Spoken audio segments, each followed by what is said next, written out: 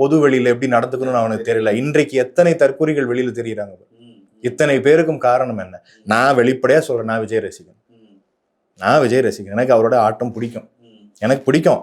ஆனால் என்னிடத்துல ஒரு தெளிவு இருக்கு. அது திரை, இது அரசியல். என்னுடைய வாழ்க்கையவே நான் ஒப்படைக்கிறேன். அப்படி இருக்கும் பொழுது என்னுடைய வாழ்க்கை மட்டும் இல்லாம என்னோட சந்ததியினுடைய வாழ்க்கையும் ஒப்படைக்கிறேன். ஒரு சின்ன தவறு, இன்னைக்கு ஒண்ணும் இல்லைங்க, ஒரு 1000 ரூபாய் கொடுக்க ஆரம்பிச்சுட்டாங்க. எடப்பாடி என்ன சொல்றாரு, நான் ஆண்களுக்கும் 1000 ரூபாய் கொடுப்பேன். இப்படி தொடக்கம் ஒரு தவறு. அது முற்றிலும் தவறான விஷயம். ஏன்னா பிள்ளைங்களுக்கு நம்ம ஏற்கனவே சொல்லுவீங்க, எத்தனையோ பழமொழிகள் இந்த சமூகம் கேட்டுதான் வளர்ந்துருக்கு. எங்களுக்கு மீனை கொடுக்காதீர்கள், மீனை பிடிக்க கத்துக் கொடுங்கள், எல்லாம் கேட்டு இந்த காதல வாங்கி அந்த காதல விட்டு போய்கிட்டே இருக்காங்க. ஆனா நம்ம என்ன சொல்றோம், இலவசம் கொடுக்காத. ஆனா இலவசம் பெறக்கூடிய ஏழ்மை வறுமை நிலையில என்னுடைய மக்களை வைக்காத.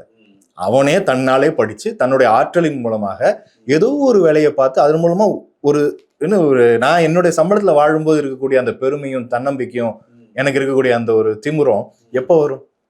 நீ எனக்கு முழுக்க இலவசங்களே ஊட்டிகிட்டே இருப்பீன்னா எப்படி?